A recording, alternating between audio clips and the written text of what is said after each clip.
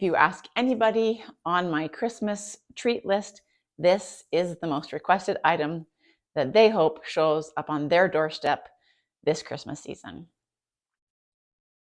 I'm pretty confident that this is the best caramel recipe.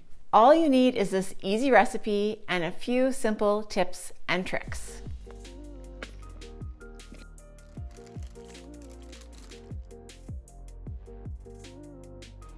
Hi everyone, if you're new to my channel, my name is Carrie Pratt and I am so excited that you're here. When I first married my husband, I went to my mother-in-law's house for Christmas, and that is when I tried this recipe. And she was kind enough to share it with me, and every Christmas since then I have made this recipe for my Christmas gift that I give out to friends and family. And yes, it does take a little extra time to prepare it, but it's a homemade gift that everybody loves. And I hope that you enjoy making this recipe too. An easy favorite old-fashioned holiday candy, this homemade caramel recipe uses only 4 ingredients and creates chewy, buttery, melt-in-your-mouth caramels. Start by melting 1 cup of margarine in a heavy bottom saucepan. I do suggest waiting for the margarine to melt before adding your brown sugar, but you're going to add 2 cups of brown sugar. Then add 1 can of Eagle brand condensed milk. You can use no name, that's not a problem. And the last ingredient is 1 cup of golden corn syrup. So you might be thinking, with only 4 ingredients, why do we have a video on how to make caramels? Well, it's not that easy. There are some tips and tricks in order to make sure your caramels turn out successfully. One of the most important is having a candy thermometer. You want to cook the caramel to 240 degrees Fahrenheit. You can either use a candy thermometer or an electric thermometer, but use a thermometer. We'll tell you to use a softball method. I'm not going to, because it is not 100% successful, and I want you to be 100% successful when you make this caramel recipe. So that you say, thanks Carrie, that was the best caramel recipe, and that's because I followed your instructions. Use a non-stick pan. Now I used to use my old stock pot, and most of the time the caramel did not turn out perfect, which it still had little burnt flakes because it just heats on the bottom. When I finally got my cast iron pot, my caramels have turned out perfectly ever since then because it heats all around. It's not heat coming from the bottom only, but it does rise up around the sides. Makes the handles hard to hold, so you do need to use a hot pad when you need to hold onto those handles. Cook because it's extremely on hot. A medium low to medium temperature and stirring it constantly. That is the trick. Always making sure that you're scraping off the bottom of the pan as much as you possibly can. I stir in one direction and then try to stir the other direction, scraping around the edges, doing a crisscross pattern. I use my right hand and my left hand because it does get tired after doing all of this stirring. And in order to do that effectively, you need to use a wooden spoon. That is a must. This is what happens if you use a plastic spoon when making caramels. Yes, you melt it. It's that hot. Remember, sugar scorches easily.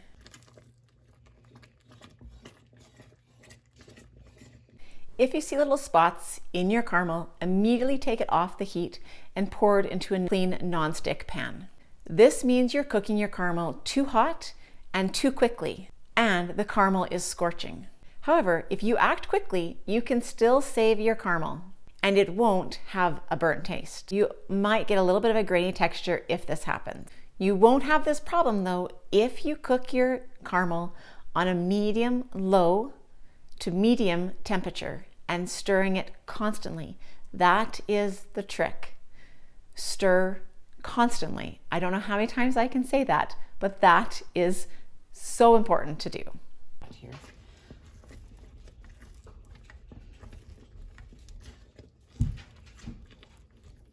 You'll need to cook this recipe for caramel while stirring it until it reaches 245 degrees Fahrenheit. What temperature does it need to be? It's supposed to be 245, but by the time we get it over there, 244, ready? Lynn? Okay, go. Go on. Go. Fast.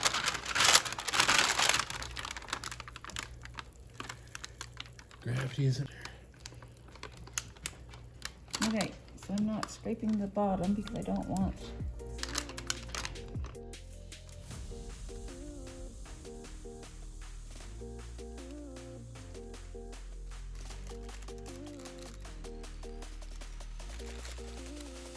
I have made caramels so many times over the years that they have turned out great and they have turned out horrible, and everywhere in between.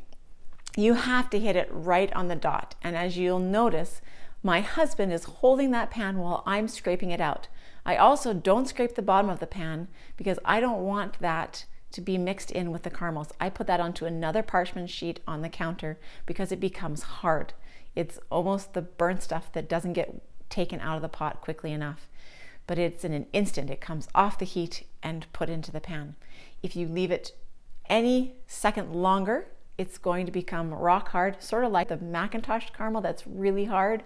That's what it becomes like. Or if you undercook it and think you're going to just save a few steps, it's a runny mess and it will not keep its form and it just is goo, which is fine. You can use that for other things that you're cooking, or it can become a caramel sauce for your sundaes. But if you want to make these caramels so you can cut them up and give them away for Christmas presents, it needs to be perfect. The only way to prepare your dish to pour the caramels into it is to use parchment paper.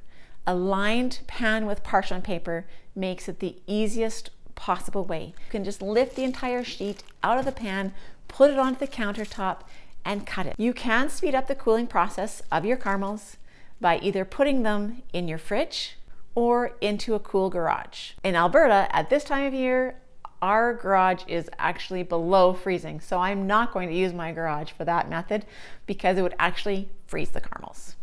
Also remember, do not cut the caramels until they have cooled completely and have come to room temperature, or else they will spread out and not keep their form. I've gotten to the stage in making this recipe that I can double it and put it into a cookie sheet.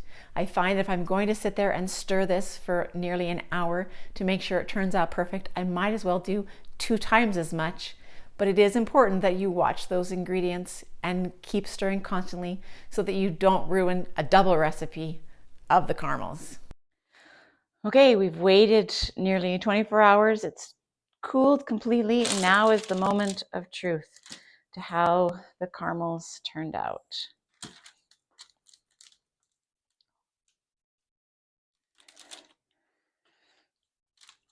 Now I may have made them a little harder than they need to be made, but these will definitely stay and hold their shape. Yep. Very fine line between 240 and 245. If you leave them to 240, they will be really soft. If you go to 245, they're going to be a little bit firmer like this.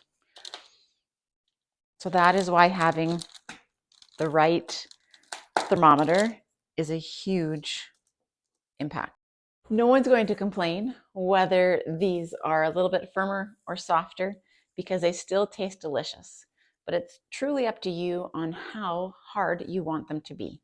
So here's a taste test. I'm not going to be able to chew, but they are so good. Love them. They hold their form, but they still are soft enough to chew. Another fun thing you can do with these caramels is you can dip them in chocolate. That is your bonus tip, is that these are not just regular caramels, you can make them dipped caramels. So pull out some nice chocolates you have, warm it up. If I need to show you a video on how to do that, I can do that as well. It's super easy to do. Another option is you can also wrap your caramels in parchment paper or wax paper. Parchment paper is preferred because it's thicker. It does help the caramels from not sticking together. I hope that you can take these caramels and spread them to the rest of the world, and everybody else can enjoy them as much as my friends and family do here in Sylvan Lake, Alberta. Thanks so much for watching this video. If you enjoyed it, don't forget to give it a thumbs up Also, like and subscribe. I post new content once a week, and I would love to have you as a viewer. If you enjoyed this video, I'm sure you'd really enjoy another sweet treat that I make. It's a Chex Mix. Now, most of them are a salty Chex Mix Christmas mix. Mine are a sweet one. Of course it's sweet, because I have a sweet tooth. There, I admitted it. You can click on that video and learn how to make that next Christmas treat that I love to make as well.